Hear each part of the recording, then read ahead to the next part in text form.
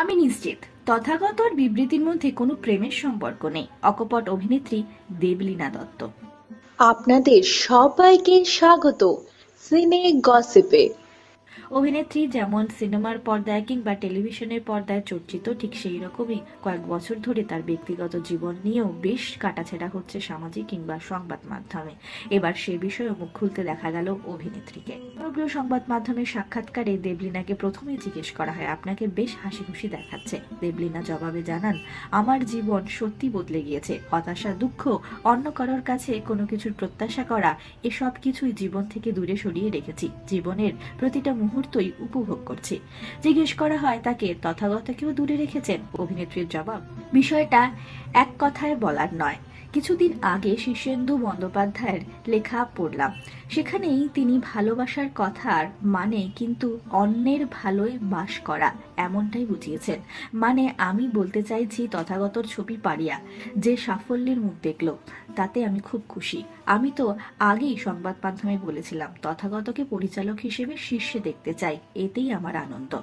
2.5 বছর আপনারা আলাদা থাকছেন, সম্পর্ক ভাঙার আঘাত পেয়েছেন, তারপরেও তথাগতকে নিয়ে অভিনেত্রী থামিয়ে জানান, আপনি ঠিক বুঝতে পারছেন না। তথাগতকে ভালোবাসতে গেলে আমার ওর সঙ্গে থাকার কোনো প্রয়োজন নেই।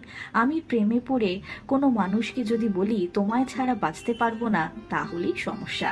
সেই সম্পর্কে আমি ডুবে মরব। সবসময় আমার মনে হবে আমার একজনের প্রয়োজন, তার অস্তিত্বের নিরিখেই আমি বাঁচব। এটা হতে পারে না। যাপন শব্দটার মানেই বদলে গিয়েছে আমার কাছে। আমার সঙ্গে আমি যাপনই হলো আসল কথা, অন্য কেউ কেন সেখানে থাকবে?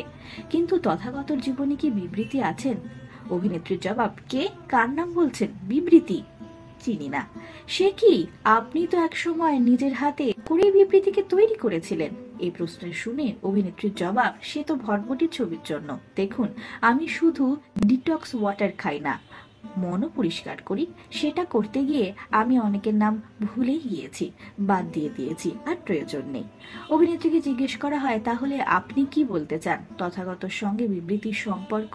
অভিনেত্রী জানান, মানুষ মুহূর্তে বদলে যেতে পারে, তবে আমি যতদূর তথাগতকে চিনি তাতে আমি নিশ্চিত যে তথাগতর জীবনে বিবৃতির প্রেমের সম্পর্ক নেই। সংবাদ মাধ্যমে সাক্ষাৎকারে তো তথাগত বলেছিলেন যে বিবৃতির সঙ্গে ওর সম্পর্ক নেই। ও মিথ্যে বলেনি। আর তথাগত প্রেমে পড়লে অযথা লুকাবে না, আবার ঢাকও পেটাবে না। আর আপনি তথাগতর সঙ্গে থাকবেন আবার? অভিনেত্রী জানান, বললাম যে আমি ওর সঙ্গেই আছি। আমি আগে বলতাম আমাদের 7 বছরের দাম্পত্য আমার কাছে শ্রেষ্ঠ সময়, এখন তা বদলেছে। ওই উদযাপনের স্মৃতি নিয়ে আজ যে ভাবে আমি দিন কাটাচ্ছি সেটাই শ্রেষ্ঠ সময়। যেমন ওর সঙ্গে থাকার সময় আমি যেভাবে জন্মদিন পালন করতাম এখনো সেইভাবেই উদযাপন করি। একবার দুবাই গেলাম, আরেকবার পোষ্যদের নিয়ে সময় কাটালাম। ও নেই, কিন্তু ও যেভাবে আমার জন্মদিন পালন করতে শিখিয়েছে সেটাই করছি। আপনার মা এই ভাঙনকে কিভাবে দেখেছেন? অভিনেত্রী জানান, মা দেখছিল মেয়ের সংসার ভাঙছে, আমরা আলাদা হচ্ছি। মায়ের বুকের মধ্যে তোলপাড়, অথচ কোনোদিন আমাকে বুঝতে দেয়নি। আমায় বুঝিয়েছিল তথাগতর সঙ্গে থাকা আর না থাকার মধ্যে বিশেষ কোনো ফারাক নেই। মায়ের এই মনের জোর আমাকে নিজের জায়গা খুঁজে নিতে সাহায্য করেছে। আসলে আমি আর আমার মা দুজনেই সেই দিনটা ভুলবো না, যেদিন আমাকে বিয়ের পিঁড়িতে বসিয়ে রেখে হবু বর আমায় বিয়ে করতে এলো না। সেদিন তথাগত মা আর আমাকে যেভাবে সামলেছিল। নতুন বছরে আপনি পরিচালনায় আসছেন, এটা সত্যি? অভিনেত্রী জানান, হ্যাঁ, আমি পরিচালনার কাজ করব। এবছর আমার নতুন ছবিও আসছে।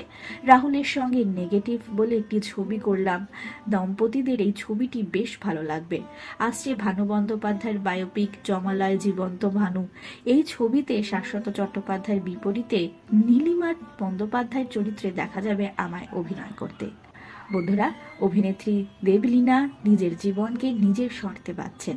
অভিনেত্রীর আগামী জীবনের জন্য রইল আমাদের তরফ থেকে অনেক অনেক শুভেচ্ছা, অনেক শুভকামনা। বিনোদন জগতের আর অনেক খবর নিয়ে চটজলদি ফিরছি, জুড়ে থাকুন আমাদের সঙ্গে। আমরা হলাম সিনে গসিপ, জুড়ে থাকুন আমাদের সঙ্গে। সাবস্ক্রাইব করুন আমাদের এই ইউটিউব চ্যানেলটি।